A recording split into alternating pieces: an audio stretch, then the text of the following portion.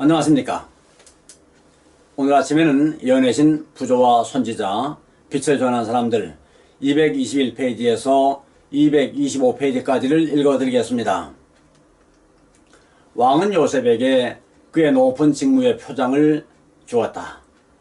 자기의 인장관지를 빼어 요셉의 손에 끼우고 그에게 세마포 옷을 입히고 금사슬을 목에 걸고 자기에게 있는 복음수레에 그를 태우매 우리가 그 앞에서 소리 지르기를 엎드리라 하더라.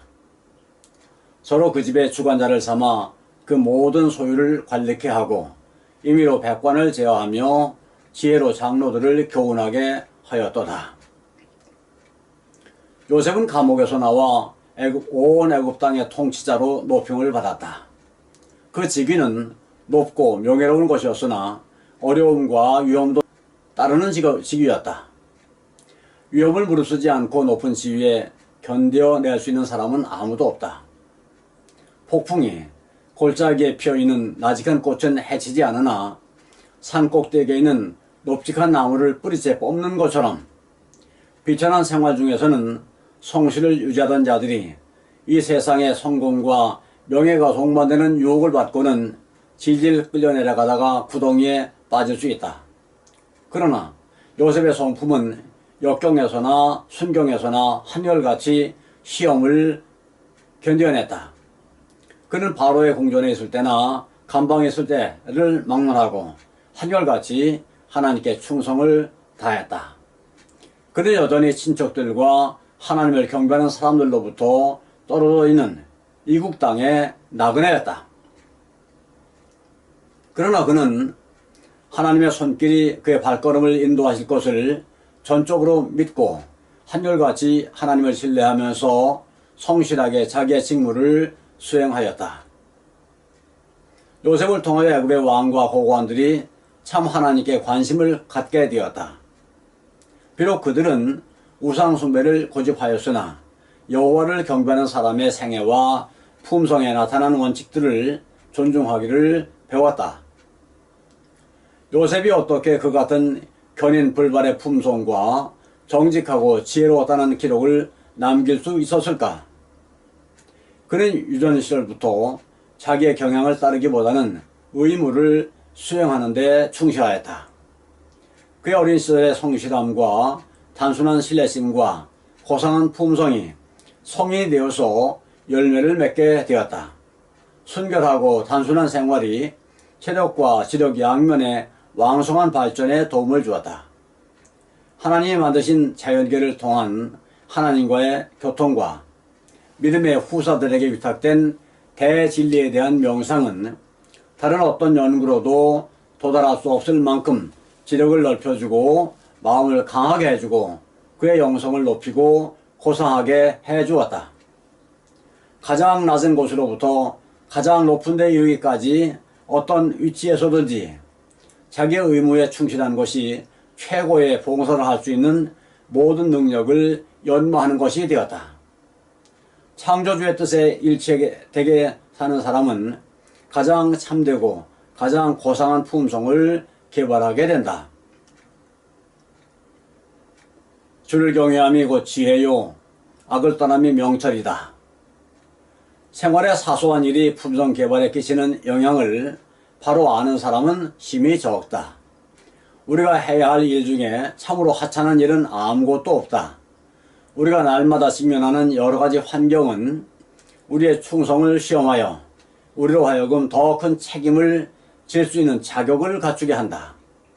일상생활의 업무 처리에서 원칙을 고수함으로 마음은 향락과 쾌락의 추구보다는 의무의 수행을 더 존중하는 데 익숙해진다. 이와 같이 훈련된 마음들은 바람에 흔들리는 갈대와 같이 선과 악 사이를 왔다 갔다 하지 않는다.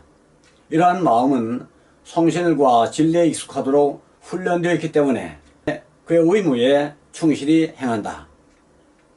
작은 일에 충실히 행함으로 큰 일에 충실할 힘을 얻는다.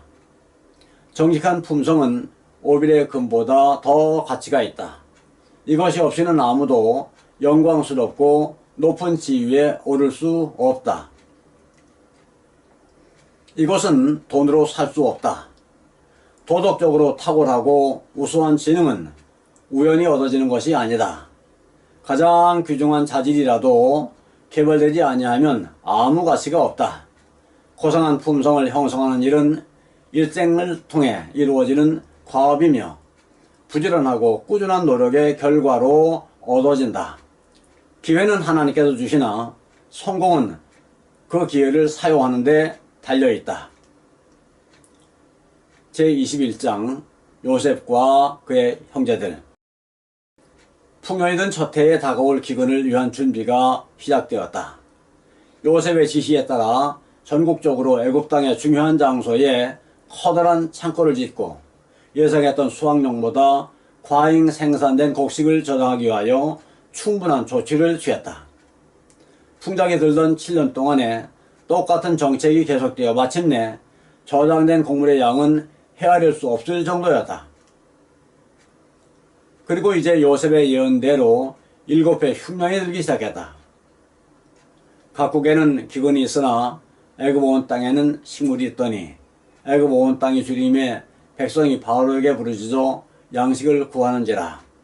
바로가 애굽 모든 백성에게 이르되 요셉에게 가서 그가 너희에게 이르는 대로 하라 하니라.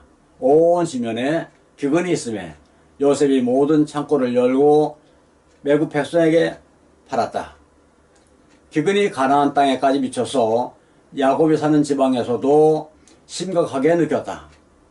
애굽 왕이 곡식을 많이 준비했다는 소식을 듣고 야곱의 아들 10명은 곡식을 사기 위하여 그곳을 향해 떠났다. 도착하자마자 그들은 왕의 부관들의 안내를 받아 다른 신청자들과 함께 그 땅의 통치자 앞에 나아갔다. 그들은 그 앞에서 땅에 엎드려 절을 했다. 요셉은 그 형들을 아나 그들은 요셉을 알지 못하더라. 요셉의 히브리 이름은 왕이 그에게 준 이름으로 바뀌었으며 이 애굽의 총리 대신과 그들이 이스마엘 사람들에게 팔아넘긴 풋내기와는 조금도 비슷한 데가 없었다. 요셉은 그의 형들이 허리 굽히고 절하는 것을 볼 때에 그의 꿈이 회상되었고 그 당시의 광경이 생생하게 그의 앞에 떠올랐다. 그는 날카로운 눈으로 무리를 돌아보고 그들 중에 베냐민이 없는 곳을 발견했다. 베냐민도 이 잔인 무도한 사람들의 무도한 책략에 희상이 되고 말았는가? 그는 진상을 알아보기로 결심했다. 그는 엄하게 너희는 정탐이라 이 나라의 틈을 엿보려고 왔구나 하고 말했다. 그들은 내 주여 아내니이다. 종들은 공부를 사러 왔나이다. 우리는 다 한 사람의 아들로서 독실한 자니 종들은 정탐이 아니니이다 고 말했다. 그는 지금도 그의 형들이 그가 그들과 함께 있던 때와 똑같이 거만한 마음을 가지고 있는지 알아보고자 하였고 집에 대한 어떤 정보를 얻고자 했다. 그렇지만 그는 그들의 진술이 얼마나 기만하게 될 수 있는지를 잘 알고 있었다. 그가 반복해서 혐의를 씌우자 그들은 이렇게 대답했다. 최종 우리들은 12형제로서 가나안 땅 한 사람의 아들들이라. 말째 아들은 오늘 아버지와 함께 있고 또 하나는 없어졌나이다. 총리 대신은 그들의 이야기의 진실성이 의심스럽기 때문에 아직도 그들을 정탐꾼으로 본다고 말하면서 그들은 다 애굽에 남고 오직 한 사람만 돌아가 그들의 제일 어린 동생을 데려오도록 요구하는 일로 그들을 확인해 보겠다고 선언하였다. 그들이 이 요구에 동의하지 않으면 정탐꾼으로 취급될 것이었다. 그러나 야곱의 아들들은 이와 같은 계획에 동의할 수 없었다. 왜냐하면 그렇게 하는 데는 많은 시간이 걸려 저들의 가족들이 양식이 없어 고통을 당하게 될 것이기 때문이었다. 그리고 저희 중에 누가 그의 형제들을 감옥에 두고 혼자 여행을 떠나겠는가? 어떻게 그가 이런 상황 아래서 아버지를 만날 수 있겠는가?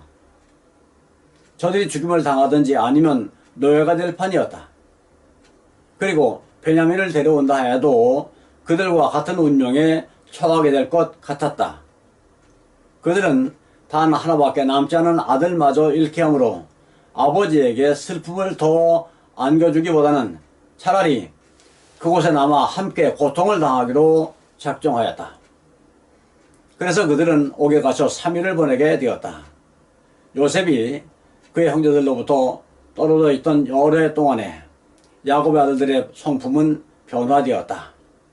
그들이 전에는 질투하고 불온하고 속이기 잘하고 잔인하고 복수심이 강했으나 역경을 겪는 지금에는 이타적이고 서로 간에 진실하고 그들의 아버지께 효도했으며 중년에 접어들었으나 아버지의 권위에 복종하고 있었다.